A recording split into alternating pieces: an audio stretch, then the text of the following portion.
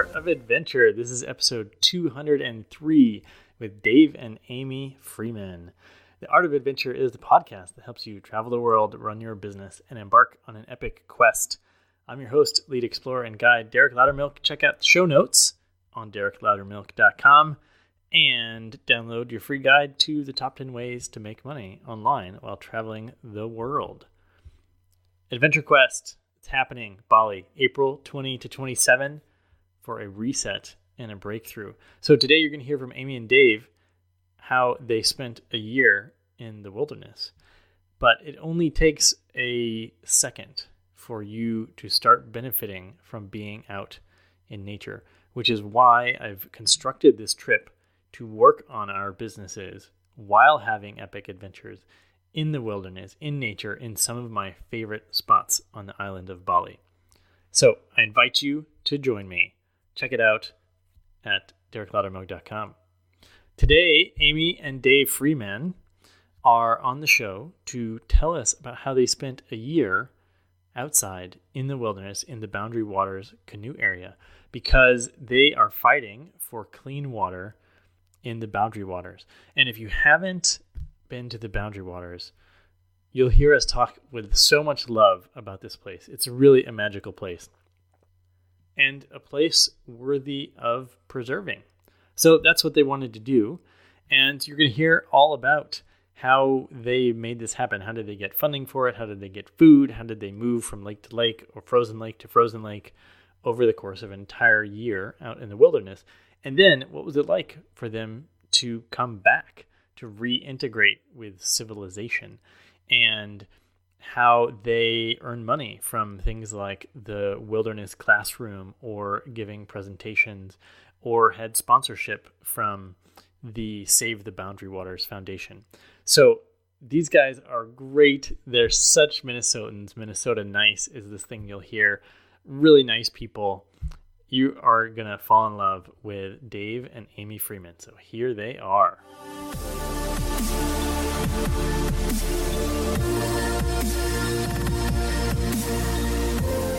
Welcome back to the Art of Adventure, and I'm here with Amy and Dave Freeman. Welcome to the show. Thanks for having us. And is it snowing where you guys are yet in northern Minnesota? Yeah, we're only about 10 miles from the Canadian border, so the lakes have been frozen for a month, and there's snow on the ground. We started our first dog sledding trip of the season in 2 days, so winter is here. Excellent. And just left the wintry Midwest, and I'm in California, and I'm missing the snow. I have a really good friend who was running dog sleds in the UP and in Alaska. It's a pretty unique sport that I imagine is shrinking, or is it? I'm not really sure about the sort of whether it's shrinking or growing. It's a big thing here in Ely, Minnesota. There are 8 full-time dog sled operations, commercial dog sled touring operations, and we work for Wintergreen Dog Sled Lodge, which has a kennel of 70 dogs and a staff of 10 people, and we're taking people out all winter long. So it's really a lot of fun. Cool. And I'm really excited to have you guys on the show because first I want to acknowledge you guys for the big effort you did to spend a year in a wilderness for a cause that you guys cared about. And so for the listener, maybe you could just share how the idea to go spend a year in the wilderness came about. Sure. Well, do you want the long version or the short version? Well, I'm curious how, so it sounded like the mining company was going to start mining, and then you wanted to do something about it. And so your answer was just to spend a year in the wilderness, which is a large leap. Yeah, so I can fill in the gaps there. For starters, Dave and I have spent a long time guiding canoeing and dog sledding trips in the Boundary Waters canoe area wilderness. And it's like the first wilderness we were exposed to as kids, going on camping trips with our parents and youth groups. And so it's a place that's really near and dear to our hearts. And we basically created an outdoor-centric lifestyle where we, guide in the summer and winter seasons, and then we also run a nonprofit organization called the Wilderness Classroom with an emphasis on teaching kids about wild places. So we have this background of going on expeditions under our own power and sharing the experience with kids. And when we heard about copper mines being proposed just south of the wilderness area, so upstream from the wilderness area, we knew that we wanted to do something. And as we were trying to figure out, what we could do, we're not lawyers, we're not scientists, we don't have a ton of money, but we know how to camp and paddle a canoe and basically broadcast the experience. And so we thought that was kind of how we could fit in. And our first bit of involvement, kind of reeling back a little bit, was paddling a canoe and sailing from Ely, Minnesota, basically like ground zero of this proposed mine site, to Washington, D.C. So we did that. When was that? The fall of 2014.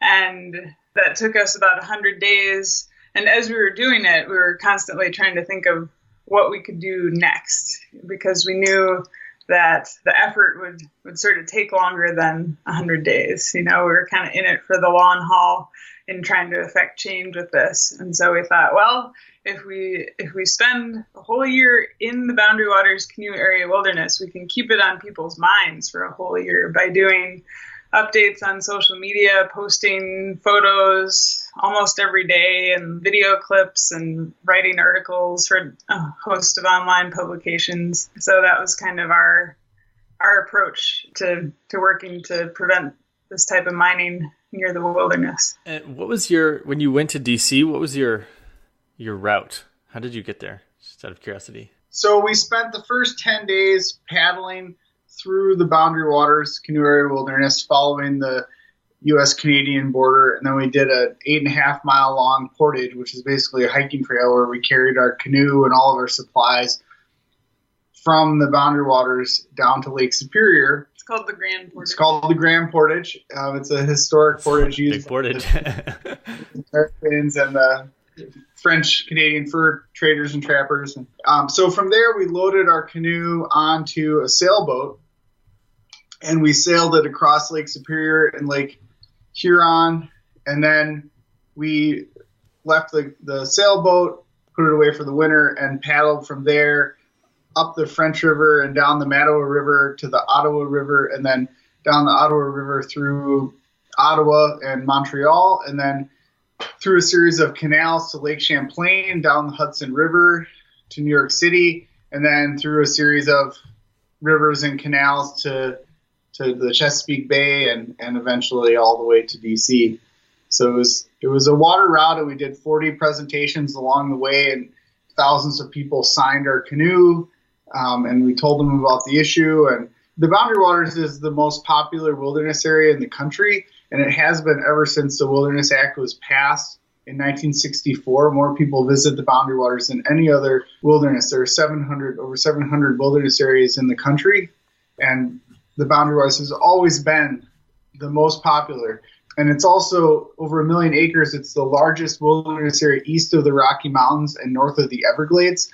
It's massive, over 800 lakes, rivers, and streams inside the wilderness. So it's really a special place. And that journey really inspired us, to keep working on this issue. Yeah, that seems quite fast, actually, given all those presentations, to be able to make that journey. Well, we're working with the campaign to save the Boundary Waters. You can learn more at savetheboundarywaters.org.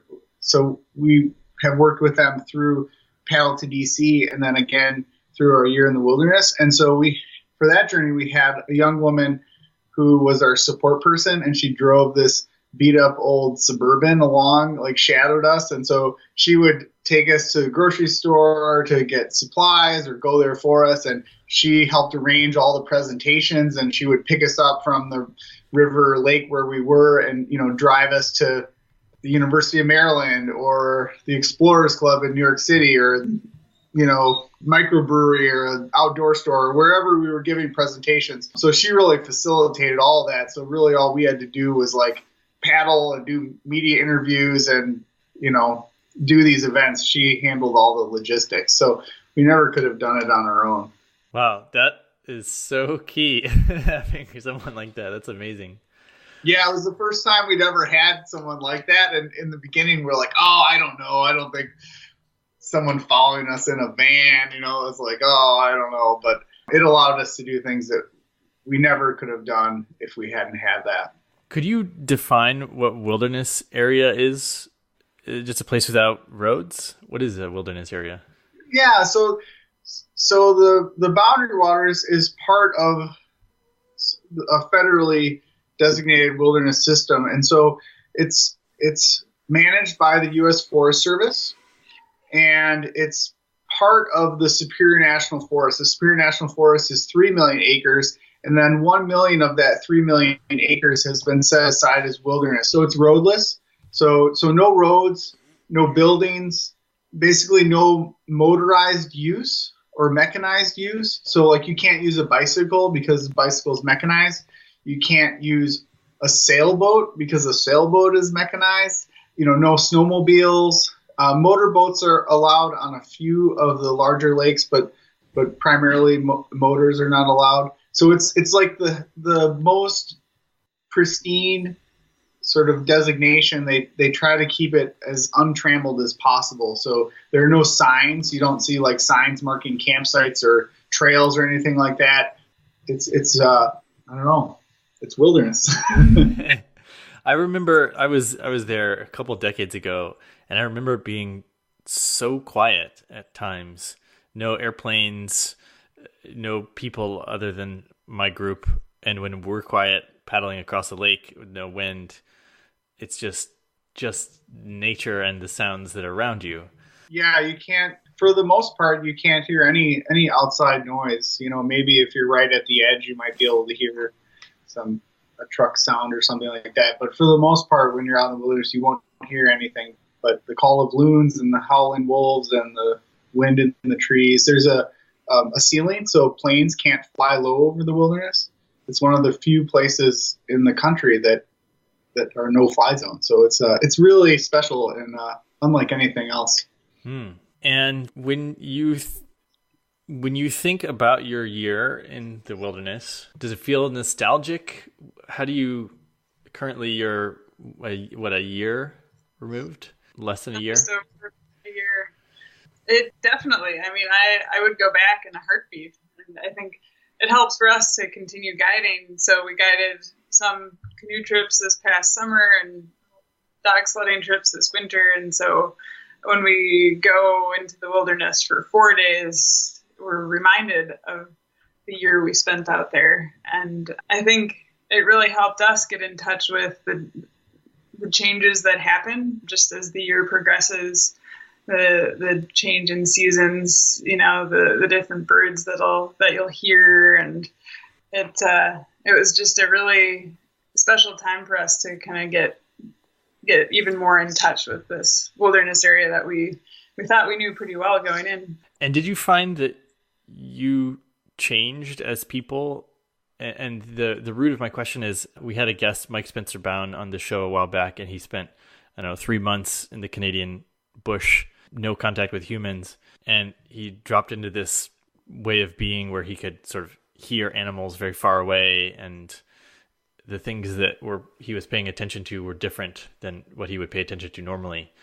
Was that your experience? Yeah, I would say like heightened senses, including smell. I think actually that was one thing that struck us the most, was even as we were getting kind of close to the end of our time in the wilderness, there were new smells we were noticing. Like as wild rice ripened, it grows in shallow water, and we could actually smell the wild rice. And that's something that we hadn't really paid attention to when we would go in for a week at a time or something like that. Wow. Yeah, I think we were really struck because we had spent a lot of time in extended, multi-month or even, many, many months at a time in the wilderness before. But we were struck by the fact that, 6, 7 8 months into it, we were still noticing things that we had never noticed before. And it was like our body was still adjusting to being out there. I mean, I think it was a slower, the rate of change was slower after 6 months. Most of that happened in the first few weeks or the first month or two, but we still, our senses continued to heighten, I think, throughout the whole year. And it was really hard to leave.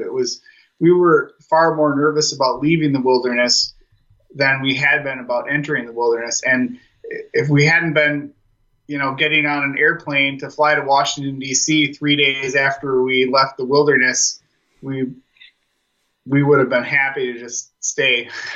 September and October are a great time in the Boundary Waters. We easily could have stayed longer. What were you most worried about with leaving? Just that adjustment back into civilization. So in the Boundary Waters, you're limited to the number of people that can be in any one place. In groups of 9 people are the maximum. And so to think about spending a year where you're never around more than, including you. So just 8 other people to be in traffic or to be in a crowded room, thoughts of stuff like that really kind of gave us pause. It was very hard to sleep for the first 2 weeks. We hardly slept at all. Just being in a building was totally foreign and sort of closed off from the natural sounds, the wind rustling through the trees, animal sounds. We were totally closed off from that, being in a building. And then you combine that with refrigerators turning off and on, or hum of some sort of light switch, or just sort of random sounds, non-natural sounds, and it was very hard. It felt like our brains were sort of buzzing or something like that from the overstimulation. Wow. And this is what we're all have running in the background that we've sort of tuned out, and then you guys were tuned in because it was so new. Interesting. Yeah, I think it's interesting what we've gotten used to. I mean, in sort of the amount of time that humans have been around, it's just a blink of an eye that we have been living in this modern connected world. I think any of us can revert back to the way that we lived a couple hundred years ago pretty easily. And there was a lot of joy in that. I mean, there are a lot of really amazing things about the way that we were living out there that we would like to go back to. It sounds very romantic, like it was all just rainbows and butterflies. But obviously there was probably some challenges as well. What were some of the big hurdles that you had to deal with while you were out there? Probably the toughest time for us was as the ice was forming on the lakes. So we had to switch our mode of transportation from paddling a canoe to traveling on cross-country skis with 3 sled dogs pulling toboggans. And all throughout the course of the year, we had volunteers helping us out. So bringing us food roughly every 2 weeks. We'd get a resupply of food, and then also bringing in kind of those big shifts in gear. So we had folks bring us warmer clothing and sleeping bags and the toboggans and then the sled dogs. And we had a hard time judging sort of when that shift should happen. Looking back at historical data, we thought we could kind of plan it out, and we received a really big resupply. So we had about 5 weeks worth of food with us to kind of see us through that time when the ice, there was ice that was, too thick to paddle through, but too thin to walk on yet. But that really dragged on and on that particular winter. And so we were kind of getting nervous as we're looking at our dwindling supplies and thinking about when we could possibly get more food. And we did have to ration, but not to the point of starving. So we had to sweat it out for a while, but we did finally get close to the edge of the wilderness, and then folks were able to bring in some food for us, and winter did come. It wasn't until so.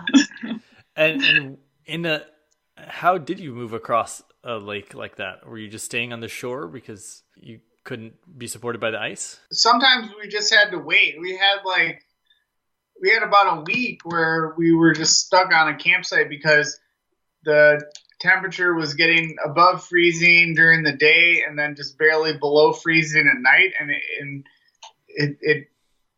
it just, the ice wasn't melting and the ice or forming. It just stayed in this state of like sketchiness. Yeah, just not safe to walk across, but it was too thick to paddle on. So in that instance, we basically just sort of just hung out, just waiting. And at other times we were able to haul the canoe across the ice, and then we would get to places where there was open water, and we would paddle across the open water and then haul the canoe, across the ice again, sort of back and forth.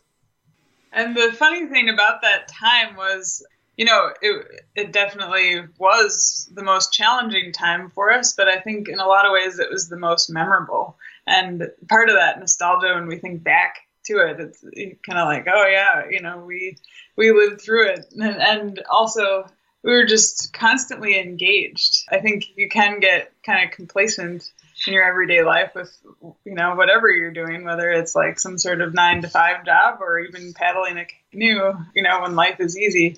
And in that time, we were just constantly trying to figure out how we could travel safely. And so we worked out that we would wear dry suits when we were walking on the thin ice, and we figured out how to test it with the axe. And, just when we would move, like we hauled our canoe across the ice, kind of treating the canoe like a sled.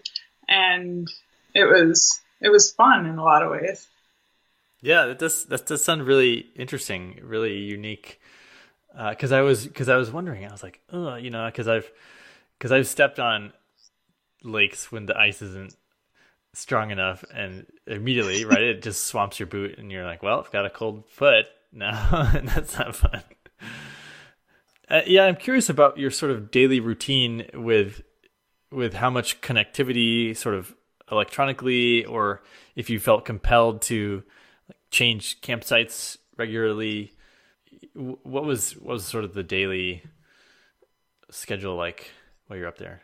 Well, it really varied, but our goal was to visit over 500 bodies of water. One of them, was to visit over 500 lakes, rivers, and streams. We ended up visiting 501, and towards the end, we're like, "Oh, geez, we gotta get." Yeah. So some lakes, some places we visited multiple times, 4 or 5 times. And then others we only went to once. And then there were like 300 bodies of water that we just didn't have the time or energy to visit. So we were moving around. During the freeze up and the thaw, we were staying for, considerable lengths of time in one campsite just because it was really hard to move around. But in the winter, we were generally moving camp about once or twice a week. And then during the summer, more often. So we ended up staying in about 100 different campsites over the course of the year. So we were moving around, but certainly not every day. A lot of the days that we didn't move camp, we would take day trips and, go visit new lakes, just skiing or skijoring with the sled dogs.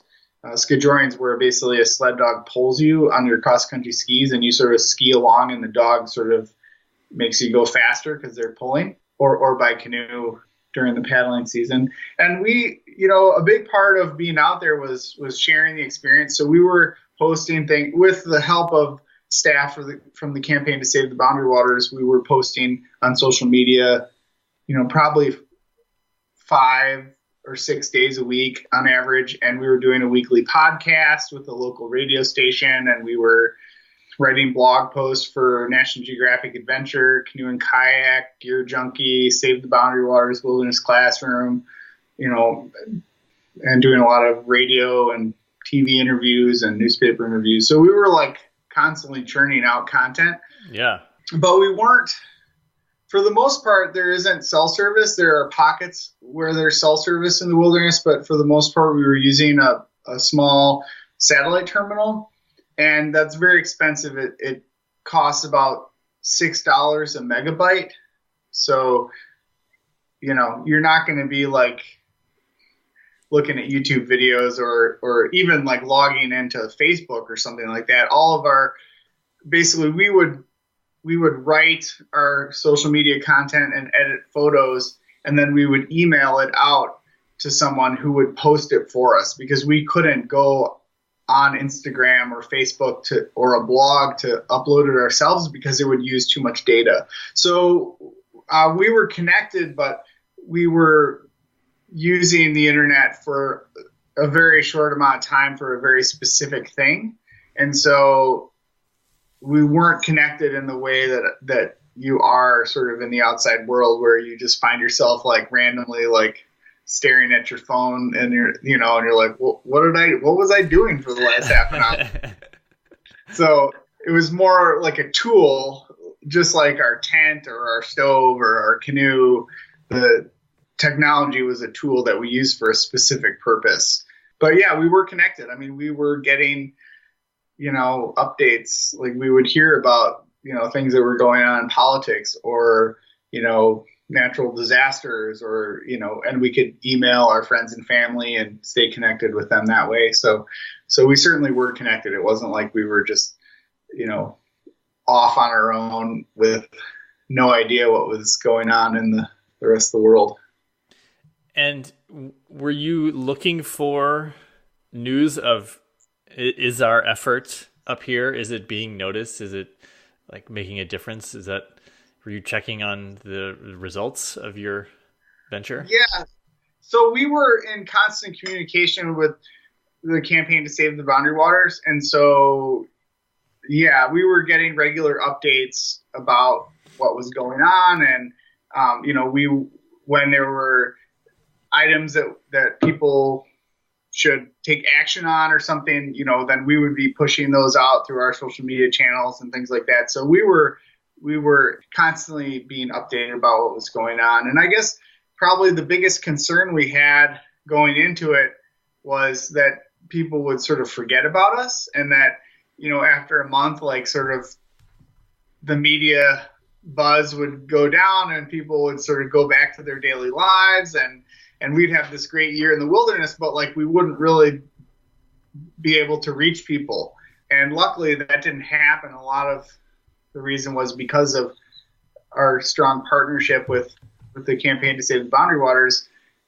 People were engaged and they were sharing and they were taking action. And, we continued to get a lot of media. Like we had about 100, radio, TV, newspaper interviews, blog interviews, things like that. So there was interest throughout the entire year, and that was really what we wanted. But going in, we're like, I hope this works. We didn't really know. No one had done this. Yeah. There wasn't really a blueprint. And what's the status right now? Did you save the Boundary Waters? The work continues. Yeah. These things take a long time. So we came out of the wilderness in September of 2016. In December of 2016, the Forest Service and the Bureau of Land Management, who are the agencies that basically control are making decisions about the mining and manage the land, they did two things that were really good. They denied the renewal of a series of expired mineral leases held by a Chilean mining company called Antofagasta.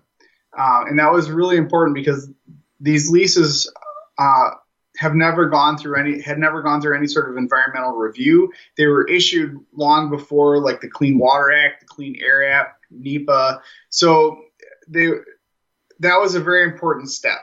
And then at the same time, they withdrew the federal mineral leases within the watershed of the Boundary Waters for 2 years. So 234,000 acres of federal mineral leases they withdrew from prospecting or mining for 2 years to undergo a scientific review. And at the Forest Service has recommended that at the end of that 2-year review, that the Secretary of the Interior withdraw those leases for 20 years because of the sensitivity of this area and the threats that this type of mining, sulfide or copper mining, pose. And so that 2-year review is ongoing right now. So that's what we were hoping for. That's moving forward. So it's really good. However, a bill, HR 3905, was introduced about a month ago, and that passed in the House by a narrow margin very recently. And so that would move over to the Senate.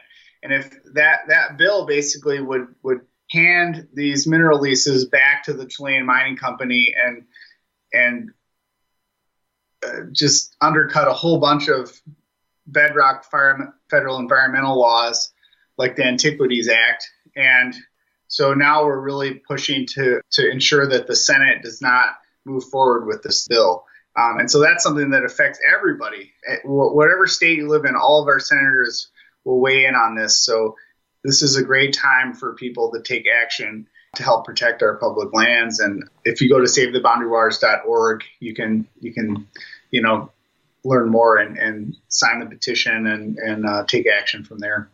Cool. Thanks for bringing us up to speed. I find myself wondering when I see people protesting in the streets, how effective they are.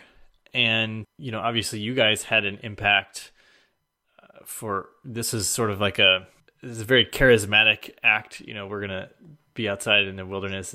It's very remarkable. So yeah, I'm just curious, like if someone had a cause and they were like, I'm going to camp out in the rain, I'm going to protest, I'm going to whatever. How do you measure effectiveness versus just sitting at home and campaigning or calling a senator, or how do you know if it's worth it, really?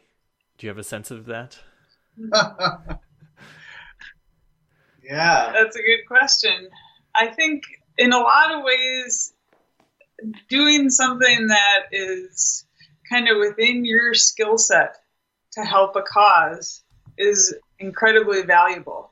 So we've seen people joining this campaign who are lawyers and accountants and artists and singer-songwriters. So, I think it's really awesome if you're a songwriter and you write a song about your cause, because it shows your passion and kind of how you are affected by the place or by the cause. So I guess that's been something that's guided us when we've tried to figure out what we can do, if that makes sense. But in terms of numbers and judging the efficacy there, that's trickier. Yeah. Yeah, and I think, part of the reason that we have sort of had a positive impact and really been able to reach a lot of people, I think is because of our very strong relationship with the Campaign to Save the Boundary Waters. They tied in Paddle to DC and A Year in the Wilderness with everything they did, whether it was fundraising appeals, press releases. We were constantly on, mostly before we were in the wilderness, conference calls with their staff. So, we understood the policy issues and sort of what they needed to be successful so that our messaging could really match theirs. And, it was a very strong collaboration. It wasn't okay, we're going to put your logo on our website and we're going to be advocating for this. It was from the ground up.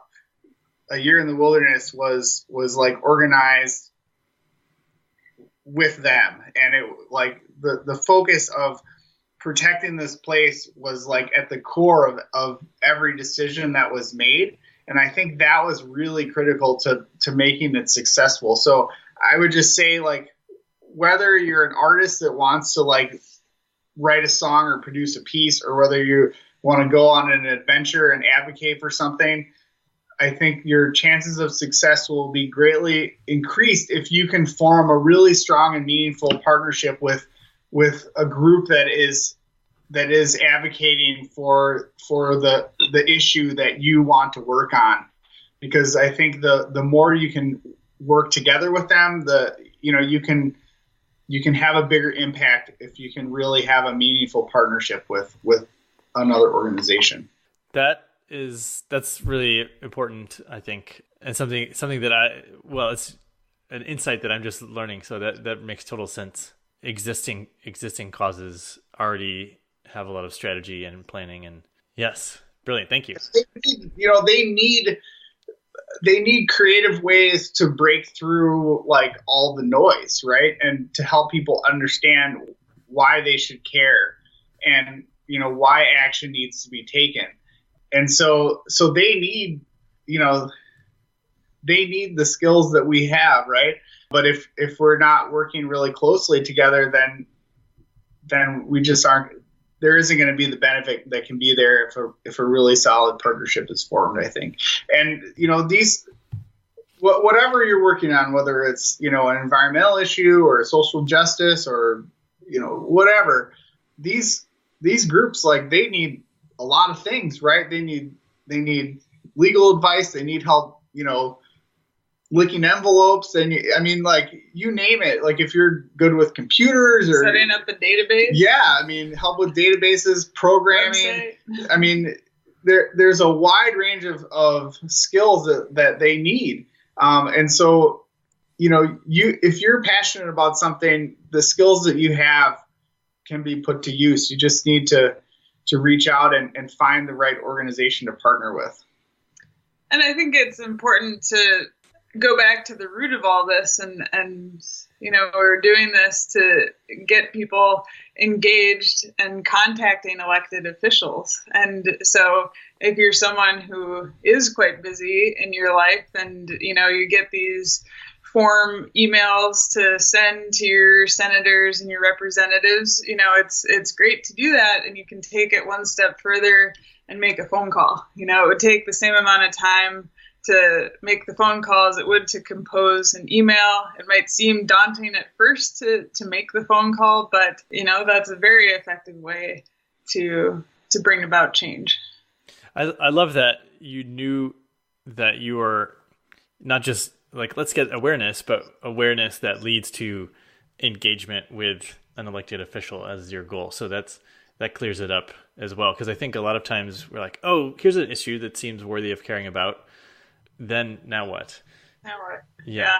Okay, great. And you had volunteers bringing you supplies and things like that. But I'm curious about just the underlying mechanics financially. How did you set this up, and were you receiving it? So I know you have like the wilderness classroom. Were you earning any money while you were out there, or was it just a big investment up front? How did that all work? Yeah, so I guess it's sort of like a double thing. To start out with, like, we've been doing this for the last for a long time, 15, 20 years. And so we've like basically set up our life in a way that we can sort of unplug and go off on these, we don't have a house with a big mortgage. We have one small car, so we have very little overhead. So basically it provides us with a lot of freedom. But the way that we were able to spend a year in the wilderness was, this project was, we organized this directly with the Campaign to Save the Boundary Waters. So they funded it. I mean, we helped with fundraising and getting sponsors and everything, but it was funded by them. And so we received a modest stipend, so that we could pay our student loans and our, the bills that we had while we were out in the wilderness could all be paid for while we were out there. And then, on top of that was money to buy our supplies and pay for our satellite airtime all of those other expenses that were directly related to us being out there. How much does a year in the wilderness cost for two people? Well, I mean, like the food and all that stuff was really cheap.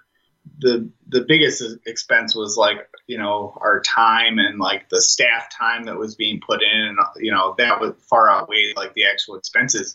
I mean, I think our budget for food was like $400 or $500 a month, and we had a phone bill that was $100 a month for $150 a month for all of our communication costs, and so it wasn't very expensive. Mostly it was like the biggest expense was our stipend to cover our health insurance and our student loans and those extraneous expenses that we couldn't get away from. And then to consider like entry fees, a wilderness area is a pretty cheap place to travel. And I think that's probably why the Boundary Waters is such a popular wilderness area to visit, so it didn't cost much to enter, and you pay a fee when you go in, and it's not based on the number of days that you're in there. The person who's going in for 2 nights pays the same amount as someone who's staying for a month or two, or for a year. A year. Cool. And we had most of the equipment that we needed from previous journeys. Like the canoe that we used had been donated by Winona, this canoe manufacturer, for a cross Canada canoe trip we'd done a couple years before. And our paddles, we had already paddled several tens of thousands of miles with the paddles, and life jackets. And, we had all these things from other expeditions, and then we were able to get most of the equipment that we didn't already have donated by a variety of companies. So that allowed the expenses to be kept low. And now that you make your living as guides, dog sled guides or canoe guides, when you're not campaigning in the wilderness, and just out of curiosity, how I'm curious about the wilderness classroom. Is that an income generating source for you guys? Is that a viable business model? Because I've talked to several aspiring adventurers with this idea that like, oh, we can go on adventures and bring it to people, and it seems great. Could you tell me a little bit more about that? Yeah. So it depends. We have been able to generate income through the wilderness classroom. The last few years, we've really, we've been very focused on the Boundary Waters and advocating for the Boundary Waters. So we're not drawing an income from the wilderness classroom right now, but we have in the past, and we're looking at sort of doing more with the wilderness classroom in the future. So I think that will, when we're working full time on it, we do generate income through it. So, but it's not easy. I mean, I think there's a lot easier ways to make money than that. I mean, that's really something that we're passionate about, educating elementary, middle school kids about wild places. It's not the easiest way to generate income, but we have, after, we've been doing it I started the wilderness classroom in 2002. Wow. So it's been a while, and for the first few years, there was no salary at all. It was just, making money guiding, and then, raising enough money to cover the cost of the projects and things like that, and slowly build up connections. So it took a while. And I just think we're also realizing that we have to constantly be reinventing the organization and what we do, just because of how quickly technology is changing. Think about Dave's initial expedition with the wilderness classroom, using a giant laptop that has less computing power than everybody's like wristwatch nowadays, and part of the initial work with teachers in classrooms was like teaching them how to use an LCD projector in order to, communicate with the kids from the field and stuff like that. And now it can be so easy to set up like a video conference call and, use a drone to capture footage, not in wilderness areas though. And, just this, like, it's important to just kind of keep changing with the times and so what you figure out you can do for broadcasting your expedition today, might be vastly different than what you'd be capable of, like, in a year when some new technology comes out.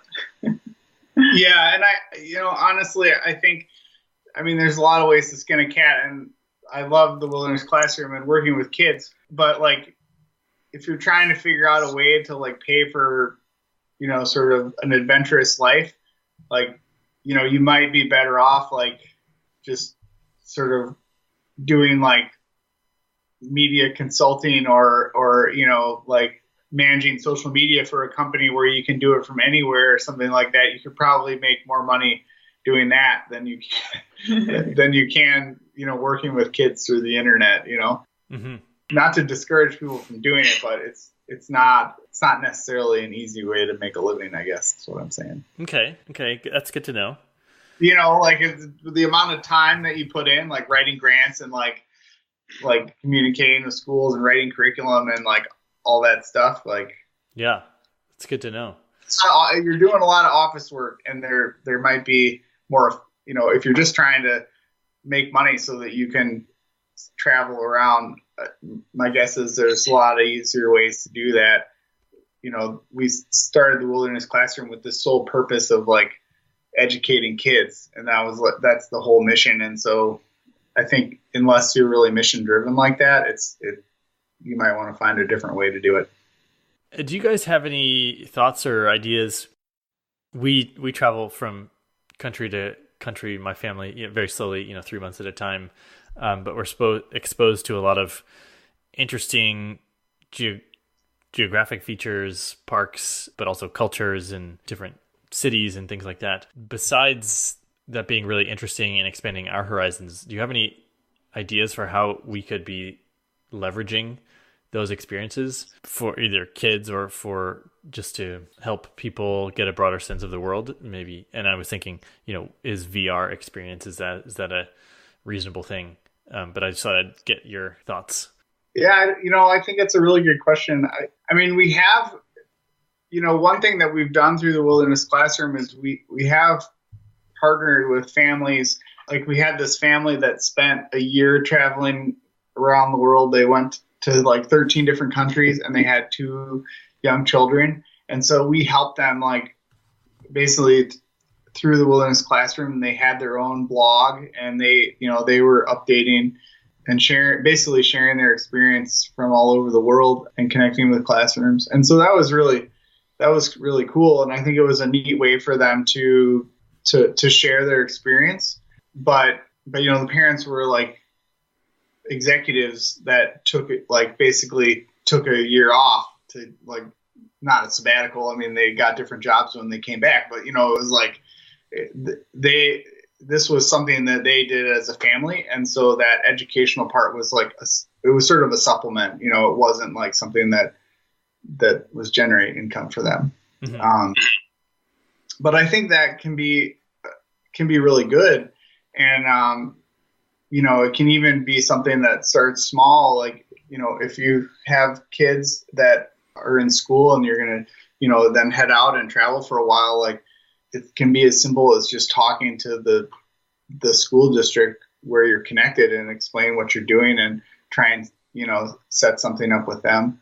We've been doing a lot with video conferencing. We're using Skype in the classroom as a way to do that. And there's tons and tons of teachers on Skype in the classroom that are looking for sort of experts or like virtual field trips and things like that. And that can be a neat way to sort of share your experience in different places, because classrooms are constantly studying different ecosystems or different cultures or different countries.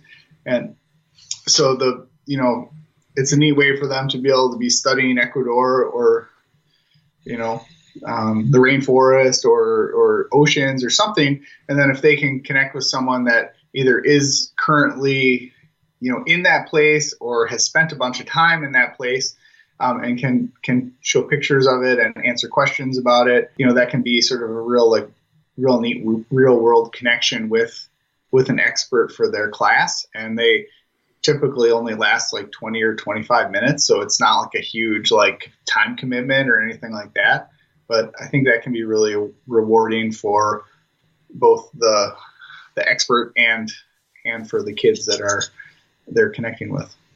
And I think, the appeal is there, or it's sort of the demand. It's something where, you might not have a typical TV news crew showing up to kind of document what you're doing. But when it comes to social media, I feel like people are seeking out content like what you would be creating when you're traveling. I think people are looking for a glimmer of hope and something new and interesting and a reconnection to wild places. And so I think that certainly helps to have that demand.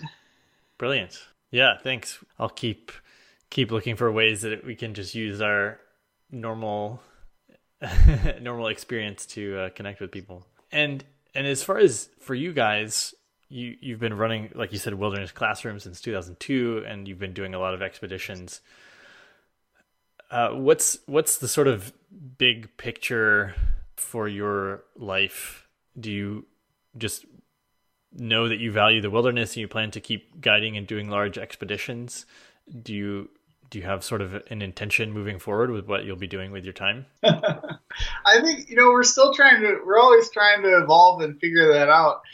We recently released a book called A Year in the Wilderness, which is about our year in the wilderness.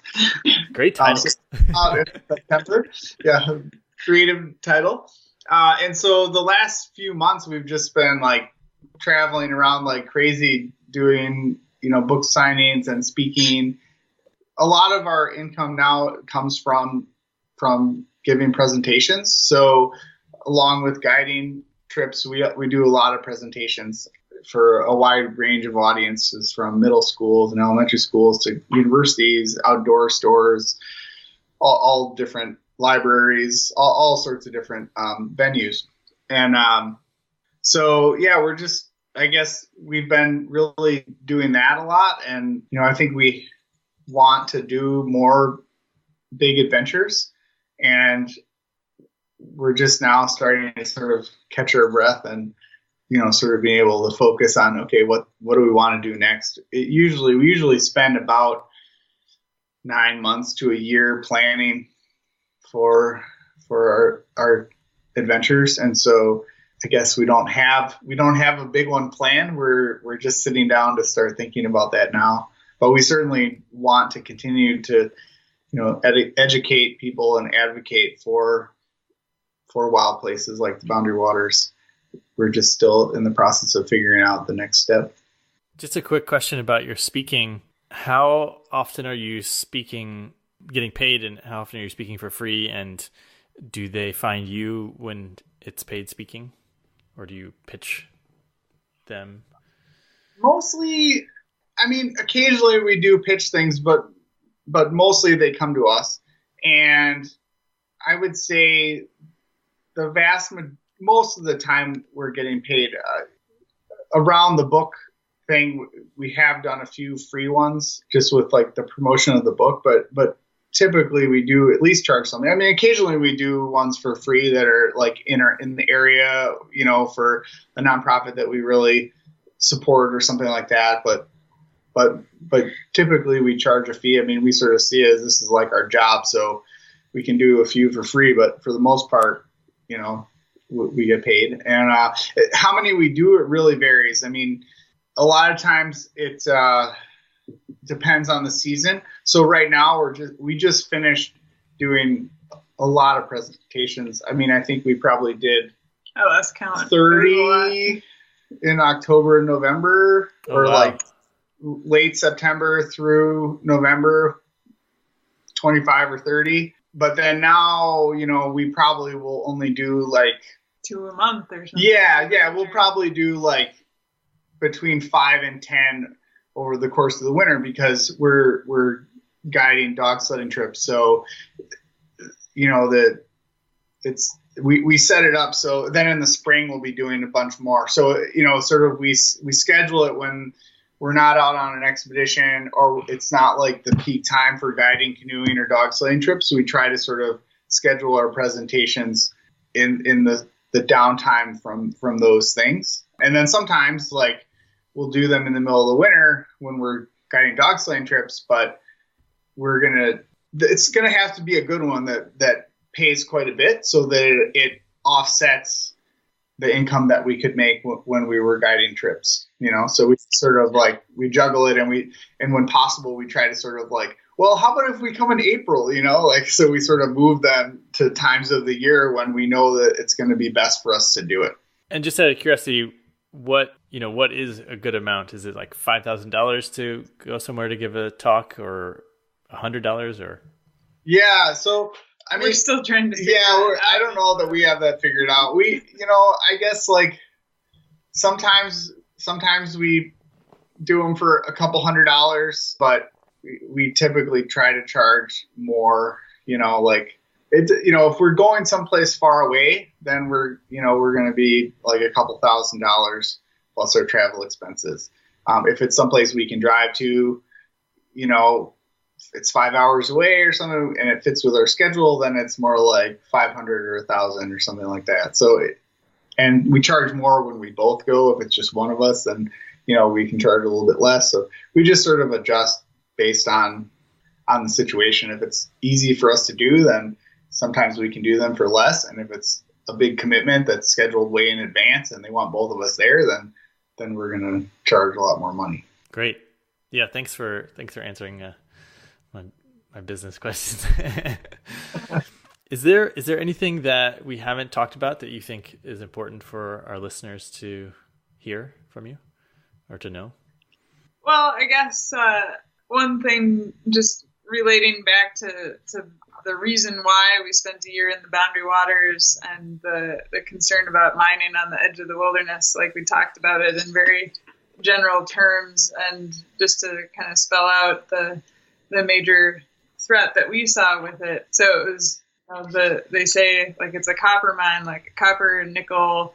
They want to mine for copper, nickel, and other precious metals, but it's in a sulfide ore body. And so the big concern with that, when you mine in a sulfide ore body, it's like there's small amounts of sulfide in the rock, like there's small amounts of copper. I mean, like less than 1%. And when you dig that up and you crush up the rock and make it into like a talcum powder consistency, and then have huge piles of that waste rock lying around, you get what's called acid mine drainage. So it's the sulfide like produces sulfuric acid when it's exposed to air and water, which is battery acid, and very, very bad for a water-based ecosystem like in the Boundary Waters. Mm-hmm. Yeah, I think they had that in Colorado. They do a bunch of mining out there, and they have these like ponds that are just, like don't go near that drainage pond because it's just acid waste. Right. Yeah, and then when the water is like that, like it can leach heavy metals out of the surrounding environment, and so it's just a snowball effect with the pollution you're dealing with. Yeah. So essentially, this is a real threat. It's not like don't dig something up because it's pristine, but like this is actually, chemically speaking, can have a lot of downstream effects. Right. Yeah. If you research, this type of mining, it basically hasn't been done anywhere in the world without causing ground or surface water pollution. Brilliant. Well, I want to acknowledge you guys for stepping up and doing this huge gesture, which obviously nobody else has done, and it's such a rare thing. And it's very inspiring to me and a lot of people, and just to know that there are people like you guys that are doing that, I think makes all of us feel hopeful. So thank you for your efforts. Oh, you're welcome. Happy to do it. Thanks for interviewing us. It's been fun talking with you. Yes, thank you for coming on the show. What's the best way for people to find you guys? Well, you can find us through our website, freemansexplore.com, or we're on social media. Freeman Explore. This is our Twitter and Instagram and Facebook handle. So that's an easy way to follow along. You can also check out the Wilderness Classroom, wildernessclassroom.org, and then savetheboundarywaters.org is where you can learn more about the proposed copper mines and take action on this issue. Brilliant. Well, thanks so much for your time. A lot of fun interviewing you guys. So we'll talk soon. Yeah. Great talking to you. Bye. Thanks. Bye.